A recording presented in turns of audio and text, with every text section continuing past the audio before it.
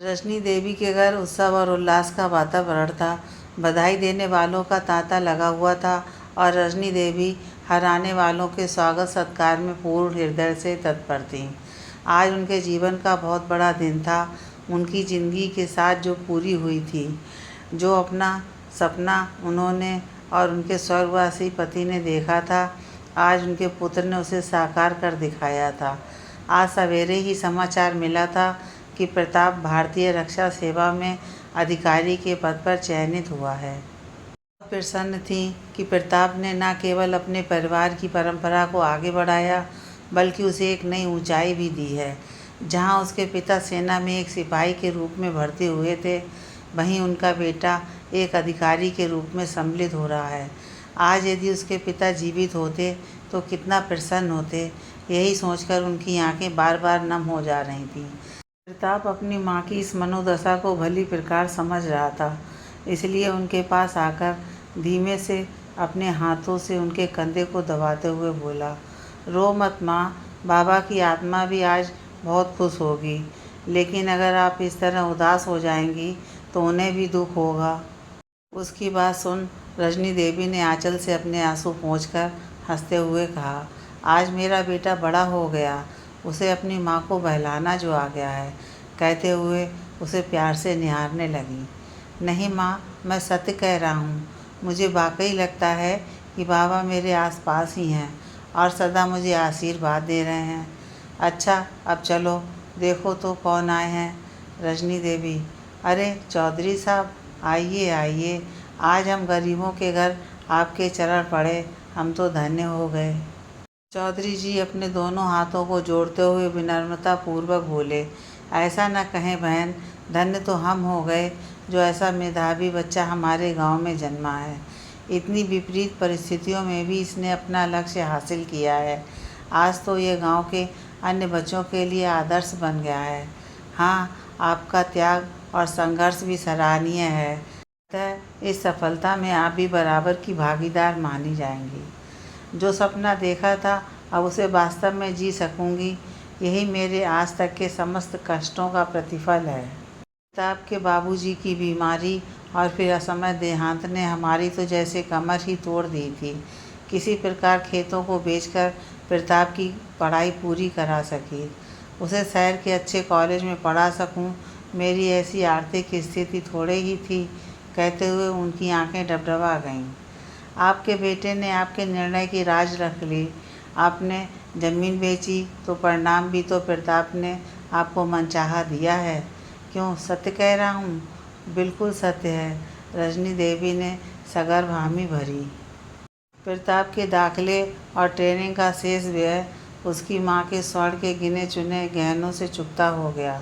Pratap training पूर्ण कर एक अधिकारी के रूप में भारतीय सेना में कार्यरत हो गया और रजनी देवी को अपने साथ ले गया। प्रताप को भली भांति याद था कि उसकी माँ ने उसका भविष्य संवारने के लिए अपना सारा जीवन संघर्ष की वेदी में अर्पित कर दिया था, इसलिए वह उनका बेहद सम्मान करता था और उनकी प्रत्येक आवश्यकता का ध्यान वह स्वयं रखता था।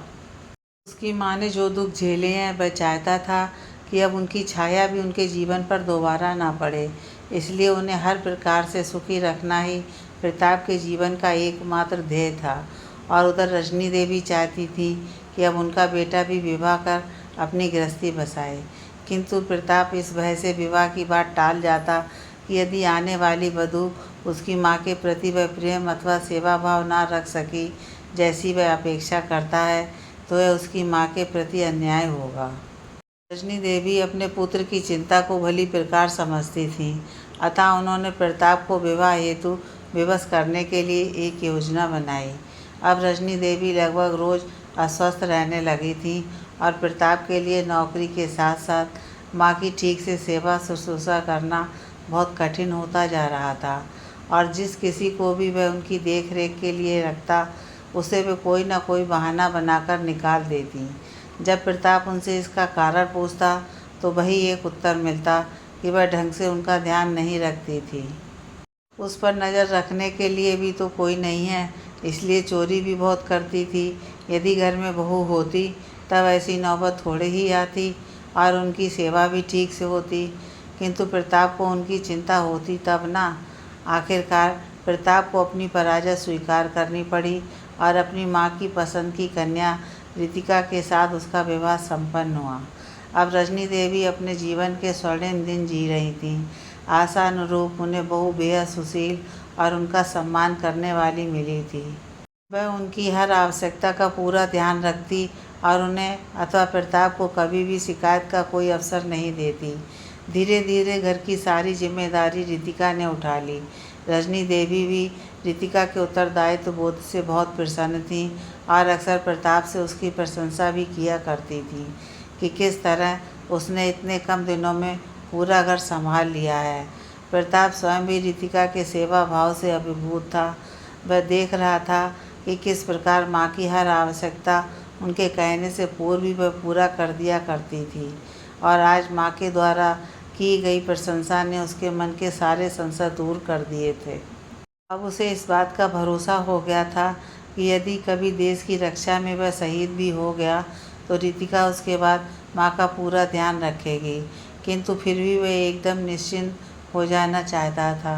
अतः उसने इस विषय पर रितिका से बात करने का निश्चय किया और वह उसकी रसोई का कार्य समाप्त कर कमरे में लौटने की प्रतीक्षा करने लगा। क्या बात है, अभी तक सोए नहीं? रितिका ने अपने बिखरे हुए बालों को बांधते हुए पूछा। नहीं, दरअसल मैं तुम्हारी ही प्रतीक्षा कर रहा था। तुमसे कुछ बात करनी है। क्या बात है? रितिका ने प्रश्नवाचक मुद्रा बनाते हुए पूछा। ऐसी कोई गंभीर बात नहीं है, बस तुमसे एक आश्वासन चाहता हूँ। कैसा आश्वासन? रितिका अर्थपूर्ण दृष्टि से प्रताप की तरफ देखने लगी। यही, यदि मेरे साथ कभी कुछ अनहोनी हो जाए तो भी तुम माँ का ऐसे ही ध्यान रखोगी? कहते हुए उसने रितिका के दोनों हाथ अपने हाथों में ले लिए, जैसे उससे बाधा चाहता हो। ऐसी बातें करके तुम मुझे रुलाना चाहते हो प्रताप। मैं जानती हूँ तुम्हें कभी कुछ नहीं होगा, इसलिए अब ऐसा कोई प्रश्न तुम दोबारा मुझसे नहीं पूछोगे। ठीक है, चलो अब सो जाओ। कहते हुए रितिका ने मुस्कुराकर अपने हाथ वापस खींच लिए और सोने चली गई। धीरे धीरे घर की व्यवस्था के संचालन की सारी बागडोर रितिका के हाथों में आ गई थी। अब घर से जुड़े समस्त निर्णय वह स्वयं ही लिया करती थी। प्रारंभ में वह हर निर्णय लेने से पूर्व अपनी सास का दृष्टिकोण अवश्य जान लिया करती थी, किंतु अब उसे यह भी आवश्यक नहीं लगने लगा था। और यदि कभी रजनी देवी कोई विचार व्यक्त करती भी तो वह उनसे जरा भी सहमत न होती। समय समय वह दम्भी होती जा रही थी और उसके स्वभाव में आ रहा यह परिवर्तन रजनी देवी स्पष्ट रूप से अनुभव कर रही थीं। उन्हें भान था कि गृह स्वामिनी होने का बोध उसे अहंकारी बना रहा है। साथ ही उन्हें यह विश्वास भी था कि समय के साथ परिपक्व हो जाने पर रितिका सामान्य भी हो जाएगी। उस दिन रजनी देवी को कुछ बेचैनी सी लग रही थी। कुछ देर तक बिस्तर पर करवटें बदलती रहीं, लेकिन एक झपकी भी नहीं ले सकी थी। उन्होंने कामवाली को आवाज़ दी, विद्या विद्या, पर वह नहीं आई। शायद सब्जी लेने बाजार गई होगी। रितिका भी आराम कर रही है, इस वक्त उसे परेशान करना ठीक नहीं होगा।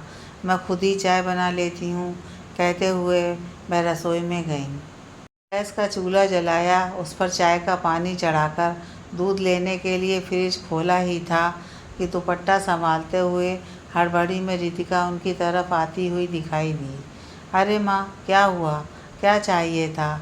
यह विद्या भी कितनी देर से बाजार गई है और अब तक नहीं लौटी। आप मुझे उठा लेती। किचन में जाने की क्या आवश्यकता थी? क्या कर रही हैं फ्रिज में? अरे कुछ नहीं, अपने लिए चाय बना रही हूँ।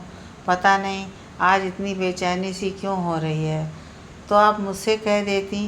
कहते हुए उनके हाथ से दूध का बर्तन लेकर वह किचन में चली गई। रजनी देवी ने अनुभव किया कि रितिका की आवाज़ में कुछ तल्खी सी थी।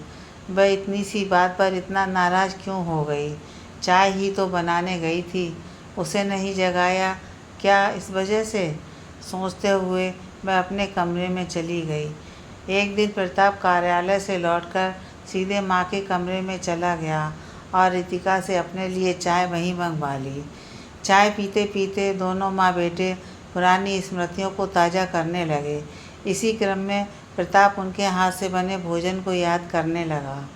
याद है तुझे कि पूरी और आलू की सब्जी के लालच में तू मेरा सारा काम कर दिया करता था। हाँ, सब कुछ बहुत अच्छी तरह से याद है। कभी स्वास्थ्य ठीक रहे तो एक बार फिर अपने हाथों से बनाकर पूरी और आलू की सब्जी बनाकर खिला दो, प्रताप अनुनय करते हुए बोला। ज़रूर बना दूंगी बेटा, माँ ने प्यार से उसके सिर पर हाथ फेरा। रजनी देवी सोचकर बैठी थी कि आज रात प्रताप के लिए आलू की सब्जी और पूरी बनाएंगी। इसके लिए उन्होंने विद्या को आवश्यक व्यवस्था करने के निर्देश दिए, मसलन आलू काटना, पूरी के लिए आटा गूंदना और आवश्यक मसाले एकदम नज़र के सामने रख देना, क्योंकि अब वह रसोई में कभी जाती नहीं थी, अतः कौन सामग्री कहाँ पर रखी हुई है इसकी उन्हें ठीक ठाक जानकारी नहीं थी। रितिका भी अपने किसी परिचित के घर गई थी, वरना वही सहायता कर देती, अतः उन्होंने विद्या की सहायता से भोजन बनाना प्रारंभ किया। अभी वह सब्जी छौंकने ही जा रही थी कि रितिका घर लौट आई। रसोई में उन्हें देखकर एक बारगी वह चौंक गई, फिर पूछा, क्या चल रहा है यहाँ? कुछ नहीं बहू, उस दिन प्रताप उसके लिए आलू की सब्जी और पूरी बनाने के लिए कह रहा था, इसलिए मैंने सोचा आज बना देती हूँ। आज मैं घर पर नहीं थी इसलिए? ये भला क्या बात हुई? रजनी देवी ने वापस प्रश्न किया। कुछ नहीं, बस यूँ ही। यह सब बनाने के लिए आप मुझे भी कह सकती थी, रितिका ने सख्त लहजे में कहा। किंतु प्रताप मेरे हाथ से बना हुआ खाना चाहता था, उससे क्या फ़र्क पड़ता है? उन्हें ज़िंदगी भर तो मेरे ही हाथों का बना भोजन करना है, तो फिर एक दिन और सही। मैं देख रही हूँ बहू कि तुम्हें मेरे रसोई घर में आने से ऐतराज़ है। उस दिन जब मैं चाय बनाने के लिए आई थी तब भी तुम नाराज़ हो गई थी। हाँ, मुझे मेरी रसोई के ऊपर किसी अन्य का अधिकार स्वीकार नहीं है। आपने अपनी रसोई संभाली, अब मुझे मेरी संभालने दीजिए। अच्छा, तो इसलिए तुम मुझे एक कमरे तक सीमित रखती हो? क्या आपकी हर आवश्यकता समय पर पूरी नहीं होती? सब कुछ आपको हाथों हाथ मिलता है, किंतु मैं एक मनुष्य हूँ बहू, कोई पशु नहीं कि गले में पट्टा डालकर बैठा दिया और सब चीज़ें मुंह के सामने रख दी। अब आप हर बात का उल्टा अर्थ लेंगी तब तो बड़ी मुश्किल हो जाएगी। वैसे आप जो भी समझें, आपकी मर्जी। मैंने अपनी बात आपके सामने रख दी है। रितिका एकदम ढीठ होकर उत्तर दे रही थी। उसका यह रूप देखकर रजनी देवी की आंखों में आंसू आ गए और वह अपने आंचल से आंसुओं को पोंछते हुए रसोई से बाहर आ गईं।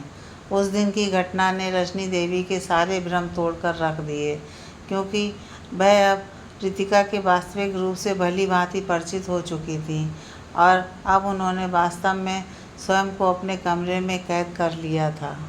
आज प्रताप जब घर लौटा तो बहुत तनाव में था। जब रितिका ने इस तनाव का कारण पूछा तो पता चला कि उसका तबादला सीमा क्षेत्र में हो गया है। इसमें इतना परेशान क्यों हैं? आप अब सेना में हैं तो बॉर्डर पोस्टिंग तो लेनी ही पड़ेगी, रितिका ने उसे समझाया। मैं माँ के लिए चिंतित हूँ रितिका, उनकी देखभाल कैसे होगी? आप इस विषय में माँ से ही बात करें। यह समय मैं अपने मायके में बिताना चाहती हूँ और यदि माँ भी मेरे साथ चलें तो बहुत ही अच्छा रहेगा। ये क्या कह रही हो? माँ इसके लिए तैयार नहीं होंगी तो आपको उन्हें राज़ी करवाना होगा। आप जानते हैं कि मैं कभी गांव में नहीं रही हूँ, मैं वहाँ अकेले सब कुछ नहीं संभाल सकूँगी। ठीक है, मैं माँ से बात करता हूँ, कहते हुए प्रताप रजनी देवी के कमरे की तरफ बढ़ गया। प्रताप, तू कैसी बात कर रहा है? बहू के मायके में रहना क्या शोभा देता है? इसमें शोभा न देने वाली कौन सी बात है? आपकी देखभाल सही ढंग से होगी और मैं भी निश्चिंत रहूँगा। कुछ भी हो, मैं बहू के मायके रहने नहीं जाऊँगी। 1 साल की तो बात है माँ, जिद ना करो, मेरी खातिर मान जाओ। तू ऐसा कर, मुझे गांव छोड़ दे, मैं 1 साल के लिए वहाँ रह लूँगी, लेकिन वहाँ आपकी देखभाल कौन करेगा? तुम्हारे सरजू चाचा का परिवार है माँ, वह अपने सगे थोड़ी ही हैं जो उनके भरोसे आपको अकेले गांव छोड़ दूँ। ऐसे पराए भी नहीं हैं, तुम्हारे पिता के चचेरे भाई हैं। ठीक है माँ, मैं उनसे बात करता हूँ और खर्च की चिंता बिल्कुल मत करना। मैं हर महीने बिना नागा पैसे भेज दूँगा। बाकी फ़ोन तो है ही। यदि कोई परेशानी हुई या स्वास्थ्य खराब हुआ तो रितिका को बुला लेना, ठीक है? तू चिंता मत करना। मेरे गुजारे के लिए तेरे पिताजी की पेंशन ही बहुत है। बस 1 साल की ही तो बात है। अच्छा ये बता, फिर तो तू बॉर्डर से वापस आ जाएगा। कोशिश तो पूरी करूँगा, पर तुम रितिका के साथ चली जाती तो मैं निश्चिंत रहता। अब हमेशा तुम्हारी चिंता लगी रहेगी। नहीं रे, इसमें चिंता की क्या बात है। मेरी तरफ से कोई चिंता लेकर मत जा, ठीक है? कहते हुए रजनी देवी ने प्यार से प्रताप के सर पर हाथ फेरा। प्रताप की आंखें भर आई थीं। माँ, आप मेरे साथ चलती तो अच्छा होता। यही तो मैं भी कह रही हूँ बहू। आप जानती हैं कि गांव में रहना मेरे बस की बात नहीं है। बस ऐसी ही कुछ व्यवस्था मेरी भी है, जैसा आप उचित समझें। लीजिए, टैक्सी भी आ गई है। मैं आपका सामान ले आती हूँ। कहते हुए रितिका सामान लेने भीतर चली गई। आओ माँ, चलें, वरना पहुँचते पहुँचते बहुत रात हो जाएगी। प्रताप ने कार का दरवाज़ा खोलते हुए कहा। हाँ चल। अच्छा माँ। रितिका ने रजनी देवी के चरण स्पर्श किए। सदा सुहागन रहो बहू। अब चलती हूँ, फ़ोन करते रहना। कहते हुए वह कार में बैठ गईं और कार चल पड़ी। गांव आए हुए आज पूरा 1 माह हो गया था, पर रितिका का एक भी फ़ोन नहीं आया। यदि उनकी कुशल लेनी है तो मुझे ही फ़ोन करना है। रजनी देवी बड़बड़ा रही थी कि तभी उनके फ़ोन की घंटी बज उठी। प्रताप का फ़ोन था। आज उसकी आवाज़ में अजब चमक थी। क्या बात है प्रताप, आज तू बहुत प्रसन्न लग रहा है। हाँ माँ, आज बहुत खुश हूँ। मुझे नहीं बताएगा? वो आप दादी बनने वाली हैं। सच बेटा, यह तो तूने बड़ी अच्छी खबर सुनाई है। रितिका कैसी है? उसने फ़ोन क्यों नहीं किया? इतनी बड़ी खुशखबरी भी मुझे स्वयं सुनानी उसने ज़रूरी नहीं समझी। रजनी देवी की आवाज़ में मायूसी साफ झलक रही थी। कोई बात नहीं माँ, मैं तो आपको बता रहा हूँ ना। आप मन छोटा मत कीजिए। हो सकता है कि उसे संकोच हो रहा हो। प्रताप दिलासा देते हुए बोला। हो सकता है, उन्होंने कहा, पर वह जानती थी कि रितिका के लिए उनकी कोई अहमियत ही नहीं है। माँ, आज हम सब साथ होते तो कितना अच्छा होता। प्रताप भावुक हो गया था। ये क्या, एक फौजी का इतना कमज़ोर मन शोभा देता है क्या? जब सेना को चुना है तो इतना बलिदान तो देना ही होगा। कुछ समय की ही तो बात है, फिर तो हम सब साथ ही होंगे। और अब तो एक और नया सदस्य भी होगा हमारे परिवार में। रजनी देवी वातावरण को सामान्य बनाने का उपक्रम करते हुए बोली। हाँ माँ, यह सोच कर ही अजीब सा लग रहा है। अच्छा, अब फ़ोन रखती हूँ। पुष्पा से कहकर बाज़ार से कुछ मीठा मंगवाती हूँ। माँ, चाचा जी लोग आपका ध्यान तो रखते हैं ना? बहुत ध्यान रखते हैं। उनकी छोटी बेटी पुष्पा मेरे ही साथ रहती है। यहाँ की चिंता बिल्कुल मत कर। ठीक है माँ, अब फ़ोन रखता हूँ। कहते हुए प्रताप ने फ़ोन रख दिया। रितिका ने इतना शुभ समाचार भी मुझे देना ज़रूरी नहीं समझा। मैं जानती हूँ कि मेरी उपेक्षा करना उसे सुख देता है, किंतु यह तो हद हो गई। खैर, उसका स्वभाव तो बदला नहीं जा सकता। मैं ही बात करके उसका हाल जान लेती हूँ। वह तो गुरूर में ऐसे ही ऐंठी रहेगी। कहते हुए उन्होंने फ़ोन मिलाया। रितिका, प्रणाम माँ। कैसी हो बहू? रितिका, ठीक हूँ माँ। आप कैसी हैं? वैसे तो तुम कभी मेरा हाल चाल नहीं लेती हो, पर बहू, इतना शुभ समाचार भी मुझे देना ज़रूरी नहीं समझा? रजनी देवी ने कुछ कठोर होकर पूछा। माँ, इन्होंने आपको बता तो दिया था। रितिका ने तल्खी भरे स्वर में उत्तर दिया। मैं प्रताप की नहीं, तुम्हारी बात कर रही हूँ, और तुमसे एक बात कहना चाहती हूँ। कहिए। बस यही कि यद्यपि तुम अपने सुख और दुखों को मुझसे इतर मानती हो, लेकिन बहू, जो मेरे सुख और दुख के स्रोत हैं, तुम्हारे सुख और दुख भी वहीं से उद्धत होते हैं। आज भले ही मैं तुम्हें एक पृथक अस्तित्व लग रही होंगी, किंतु अब जबकि तुम स्वयं मातृत्व की गरिमा को बहन कर रही हो, तुम समझ सकोगी कि एक ही प्राणवायु हम दोनों को जीवित रखे हुए है। बस इतना ही कहने के लिए फ़ोन किया है। तुम अपना ख्याल रखना। हालांकि तुम्हारे माता पिता तुम्हारा ध्यान रखते ही होंगे, पर मुझसे रहा नहीं गया। अब फ़ोन रखती हूँ। अच्छा माँ, प्रणाम, कहते हुए रितिका ने फ़ोन रख दिया। रजनी देवी फ़ोन हाथ में लिए बहुत देर तक बैठी रहीं और फिर उनकी आंखों में आंसू उमड़ आए। क्या बात है ताई जी? पुष्पा ने प्रेम से पूछा। यह अपना तो उनके भीतर की घुटन को बाहर लाने हेतु पर्याप्त था और वे फपक फपक कर रो पड़ीं। क्या हुआ ताई जी, क्यों रो रही हो? प्रताप भैया की याद आ रही है? पुष्पा ने उनके आंसू पोंछते हुए कहा। बहुत ज़्यादा, वे बड़ी कठिनाई से कह सकी थी। बस कुछ महीनों की बात है, उनके बाद तो आप सब साथ ही होंगे। अभी प्रताप से बात हुई है, पता है पुष्पा, मैं दादी बनने वाली हूँ। सच? ये तो बहुत बड़ी खबर है। पर आप तो भाभी से बात कर रही थी ना? हाँ, उससे बात करने का मन हो गया था, इसलिए तो आपने भाभी को फ़ोन मिलाया था। उन्होंने स्वयं आपको ये समाचार नहीं दिया, इस वजह से आपका मन दुखी है। मैं सत्य कह रही हूँ ना? हाँ, बस ऐसे ही। छोड़ो ना, अब ये बताइए कि मिठाई कब खिलाएंगी? इतनी बड़ी खुशखबरी और वह भी बिना मिठाई के? क्या ताई जी? रजनी देवी के होठों पर स्मित रेखा उभर आई। प्रताप बड़ी उत्सुकता के साथ नए सदस्य के आगमन के सपने बुनने लगा था। लगभग रोज ही उसका फ़ोन आता और रितिका की कुशल और नए हाल समाचार से उन्हें अवगत कराता था। हालांकि वह स्वयं भी कभी कभी रितिका से बात किया करती थी, किंतु हर बार उसकी ओर से एकदम ठंडी प्रतिक्रिया ही मिलती, जो रजनी देवी को दुखी कर देती थी। इसलिए वे प्रताप से ही कुशल क्षेम ले लेना अधिक अच्छा समझती थी। आज सवेरे से उन्हें एक अजीब सा भय लग रहा था। किसी अनहोनी की आशंका से हृदय बार बार कांप उठता था। पता नहीं रितिका और बच्चा कैसे हैं। आज प्रताप ने भी कॉल नहीं किया। क्या करूं? खुद बात करूं बहू से, किंतु वह मुझे कुछ बताएगी थोड़ी ही। प्रताप से बात करती हूँ, घड़ी की तरफ देखते हुए। नहीं, अभी नहीं करती। इस वक्त दफ्तर में होगा और काम के समय परेशान करना ठीक नहीं होगा। पर इस घबराहट का क्या करूं? ऐसा करती हूँ, सूरज के घर चली जाती हूँ।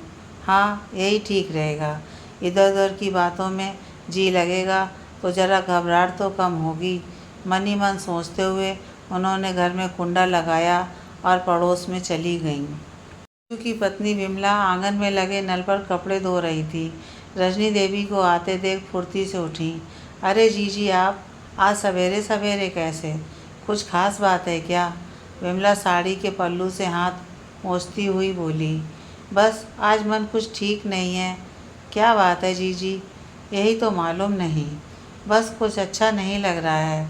बहू बात नहीं करती इसलिए परेशान है। उस दिन पुष्पा बता रही थी कि आप रो पड़ी थी। अपने ही पराओं जैसा व्यवहार करें तो आत्मा तो दुखेगी ही।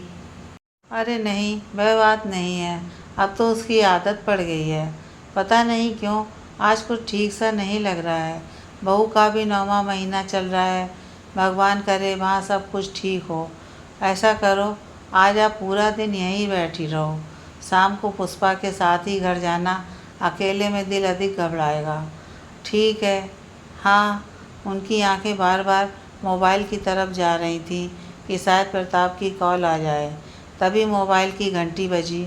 उन्होंने लगभग झपटते हुए फ़ोन उठाया। हाँ प्रताप, कैसा है? सब ठीक है ना? लेकिन दूसरी ओर से रोने की आवाज़ सुनाई दी। कौन रो रहा है?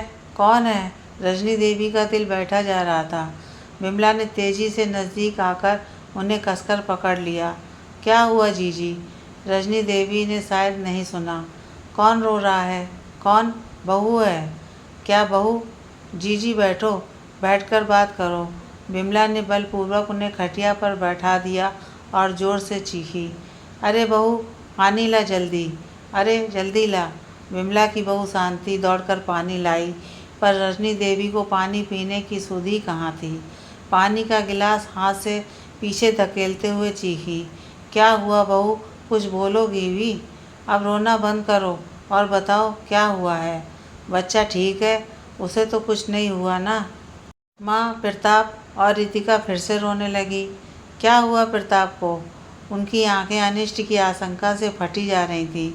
माँ, प्रताप को गोली लगी है, रितिका बड़ी मुश्किल से कह सकी थी। हे राम, कहाँ है वह? कैसे हुआ ये सब? घुसपैठियों के साथ मुठभेड़ में बेस अस्पताल लेकर आए हैं। माँ, आप कैसे भी यहाँ तक आ जाइए। यहाँ से पापा आपको हवाई जहाज़ से उनके पास ले चलेंगे। प्रताप को आपकी बहुत आवश्यकता है। मैं आती हूँ, कैसे भी करके पहुँचती हूँ। हे ईश्वर, मेरे प्रताप को बचा ले, उसके सिवाय मेरा कोई नहीं है। क्या हुआ जीजी? क्या हुआ प्रताप को? विमला ने उन्हें झंझोड़ते हुए पूछा। गोली लगी है, सरजू को बुला लो जल्दी, मेरे पास वक्त नहीं है। शांति बहू, दुकान से अपने ससुर जी को बुला कर ला, फटाफट जा। आनन फानन में टैक्सी बुलवाई गई और रजनी देवी रितिका के घर की ओर रवाना हुई। रास्ते भर रितिका उन्हें पल पल प्रताप की खबर देती रही। 8 घंटों की दूरी तय कर आखिरकार वह रितिका के मायके पहुंच गई। घर के बाहर रितिका उनकी अगवानी हेतु खड़ी थी। टैक्सी से के रुकते ही उसने दरवाजे खोलकर उनकी बाहर आने की सहायता की और बाहर आते ही उनके गले लग गई। रजनी देवी ने बड़े अपनत्व से उसके सिर पर हाथ फेरते हुए उसे सांत्वना दी। ईश्वर पर विश्वास रखो, प्रताप को कुछ नहीं होगा। मैं जा रही हूँ वहाँ। ऐसी हालत में तनाव लेना क्या बच्चे के लिए ठीक होगा? नहीं ना। तो फिर वह उसे दिलासा देते हुए घर के भीतर ले आई। रितिका के माता पिता से भेंट करने के पश्चात कुछ देर विश्राम करने के लिए रजनी देवी अतिथि कक्ष में चली गईं और मार्ग की थकान मिटाने के लिए पलंग पर लेट गईं। माँ सो रही हैं। उन्होंने आँख खोली तो देखा रितिका जलपान लेकर सिरहाने के पास खड़ी थी। अरे नहीं बहू, जब तक प्रताप से मिलना लूँ नींद कहाँ आएगी। अच्छा, कितने बजे जाना है? आंचल से आंसुओं को पोंछते हुए उन्होंने रितिका से पूछा। रितिका, पहले आप कुछ खा लीजिए, फिर हवाई अड्डे के लिए निकलना है। कुछ खाने की इच्छा नहीं है, बस एक कप चाय पिला दो। अभी फ़ोन आया था कि प्रताप की हालत में कुछ सुधार दिखने लगा है। कहते हुए रितिका ने चाय का प्याला उनकी तरफ बढ़ा दिया। सच कह रही हो? प्रताप ठीक है अब? हाँ, पहले से बेहतर है। हे प्रभु, तेरा लाख लाख धन्यवाद। रजनी देवी ने दोनों हाथ जोड़कर धन्यवाद की मुद्रा में आकाश की ओर उठा दिए। उनकी आंखों में खुशी के आंसू झिलमिला रहे थे। माँ, मुझे माफ़ कर दीजिए। किस बात के लिए बहू? उन सब गलतियों के लिए जो मैंने अपने झूठे दम में आकर की हैं, और इसी अहंकार के कारण मैं न एक अच्छी पत्नी बन सकी और ना ही अच्छी बहू। जब प्रताप को बेस हॉस्पिटल लाया जा रहा था तो नीम बेहोशी की हालत में भी वे आपके लिए चिंतित थे, बस आपको पुकार रहे थे। जानती हैं क्यों? क्योंकि मैं उनका विश्वास खो चुकी हूँ और यही मेरी सबसे बड़ी असफलता है। आज जब प्रताप का जीवन संकट में है तब आपकी कई बातों का मर्म समझ में आया है कि आपके और मेरे सुख दुख का स्रोत एक ही है। प्रताप के विषय में जब पता चला तो पहले पहल यही लगा था कि अपने सुख के मद में आपका अपमान करने की जो भूल मैंने की है कदाचित यह उसी का दंड है। किंतु दूसरे ही पल ये विचार आया कि प्रताप पहले तो आपके पुत्र हैं, फिर ऐसा दंड ईश्वर मुझे कैसे दे सकता है जिसमें वह मेरे साथ आपको भी बराबर का भागीदार बना दे। ऐसा कुछ भी नहीं है बहू, यह समय इस तरह की बात सोचने का नहीं है। मन में कोई गिलानी मत पालो। तुम्हें अपनी भूल का एहसास है और मेरे लिए इतना ही बहुत है। बस परमात्मा से प्रताप के लिए प्रार्थना करो और अपनी कोख में पल रहे जीव का ध्यान रखो। तभी रितिका की माताजी भीतर आईं और उनसे चलने का आग्रह किया। ठीक है बहू, अब चलती हूँ, अपना ख्याल रखना। पहुँचते ही तुम्हें वहाँ की स्थिति के विषय में बताती हूँ। और हाँ, प्रताप की चिंता मत करना, मैं उसका पूरा ध्यान रखूँगी। ठीक है? उन्होंने स्नेहपूर्वक रितिका की ओर देखा। रितिका उनसे लिपट कर रो पड़ी। आज एक ओर वह रजनी देवी को विदा दे रही थी और दूसरी ओर उसके आंसुओं के साथ उसका सारा अहंकार और पृथकता का भाव उससे विदा ले रहे थे।